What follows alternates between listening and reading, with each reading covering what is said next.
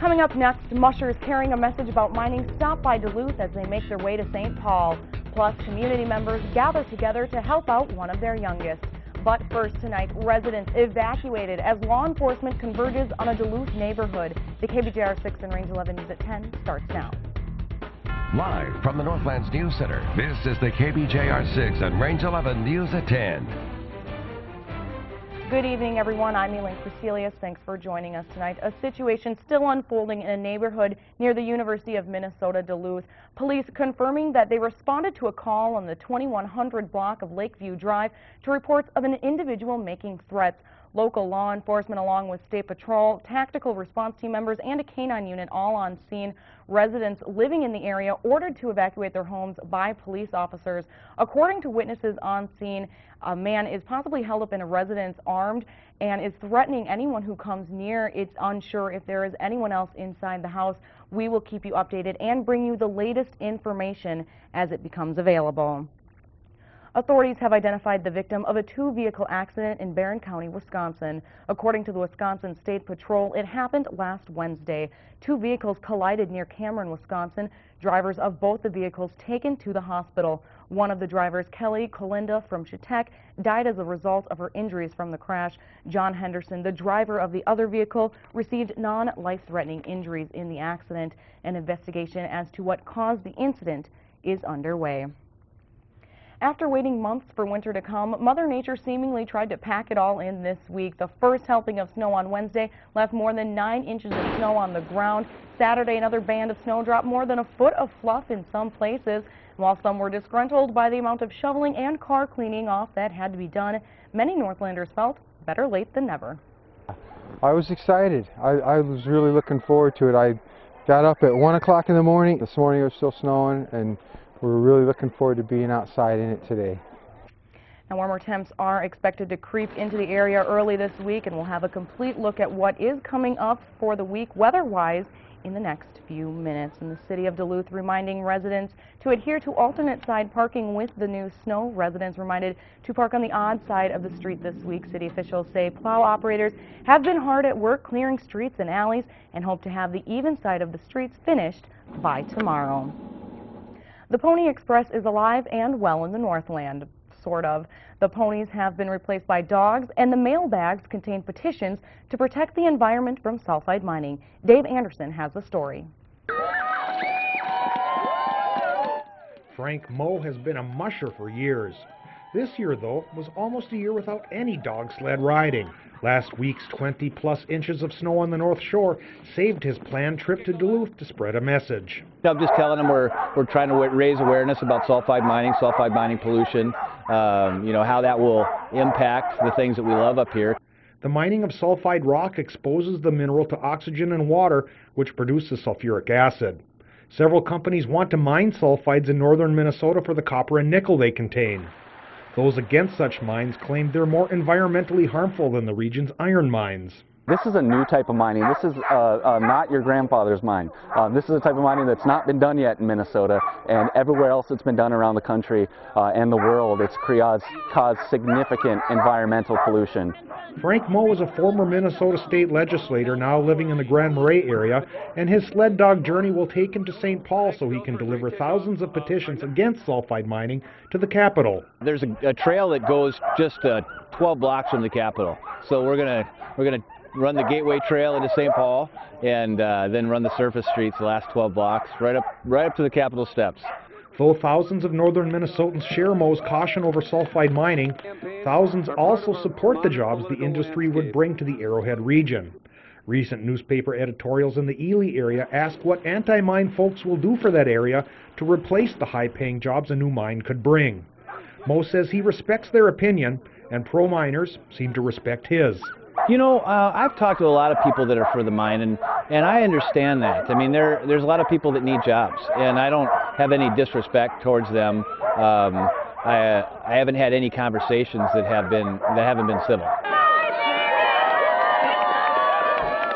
In Duluth's Lester Park, on the trail to St. Paul, Dave Anderson, the Northlands News Center. The sled dog petition drive is expected to make it to the Minnesota Capitol building on Thursday. The Duluth State of the City address has been postponed. The event was scheduled to take place tomorrow, but city officials say Mayor Ness is suffering from a severe stomach virus.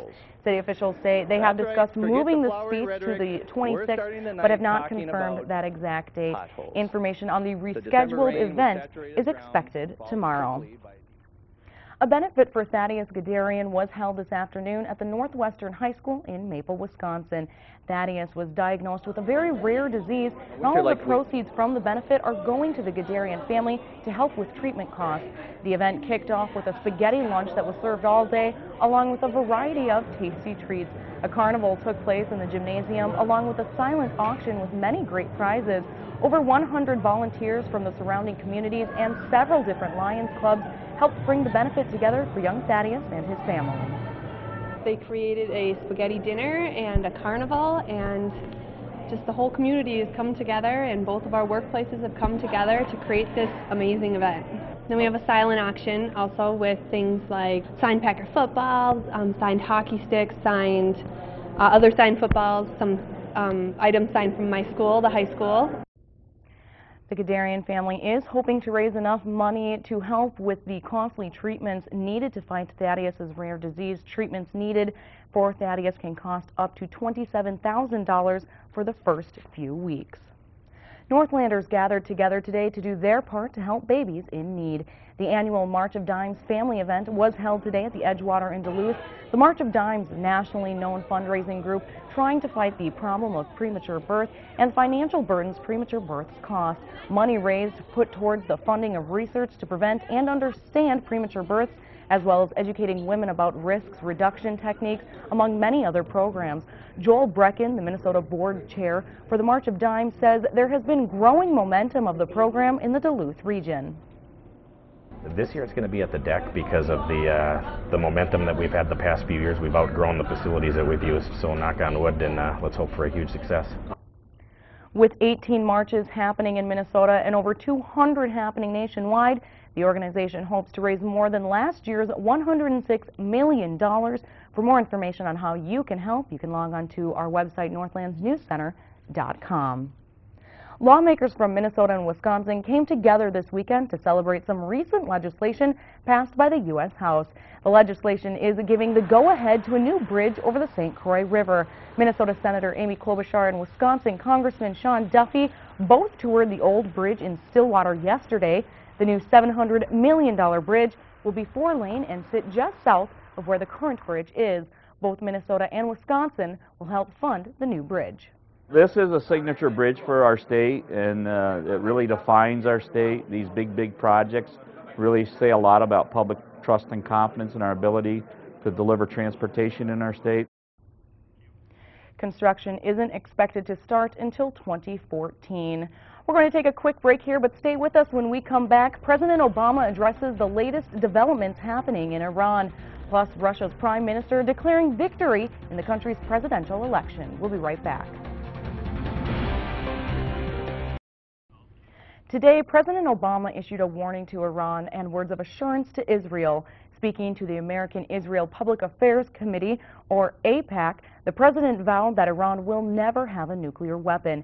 But he pushed for diplomacy before military action, and that's the source of increasing tension as Israel's prime minister heads to the White House on Monday. Brian Moore has a story from Washington. Speaking to a powerful pro-Israel group one day before a critical meeting with Israel's prime minister, President Obama sent a forceful message on Iran. Iran's leaders should understand that I do not have a policy of containment. I have a policy to prevent Iran from obtaining a nuclear weapon. President Obama and Israeli Prime Minister Benjamin Netanyahu are at odds on how to keep Iran from developing a nuclear weapon. Iran refuses to abandon what it insists is a peaceful power program, despite mounting evidence and biting international sanctions. Israel says it can't wait and is threatening a military strike. President Obama says military action is an option, but asks for Israel's trust and patience. Now is not the time for bluster. Now's the time to let our increased pressure sink in. The president's Republican rivals are questioning his commitment to protecting Israel. It's pretty straightforward in my view.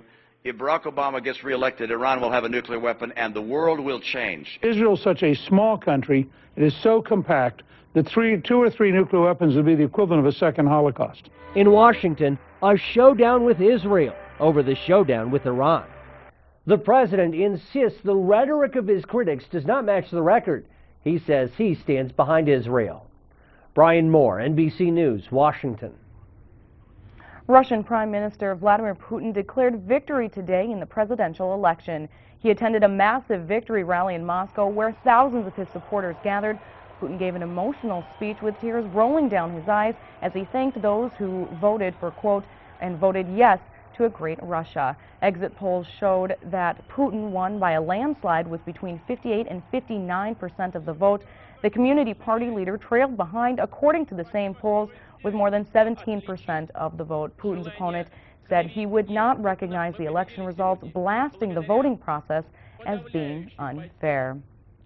Off and on flurries throughout the Northland today, but how much more can we expect if there's any more to come? Stay with us. Dave's in next with your extended Weather Now forecast.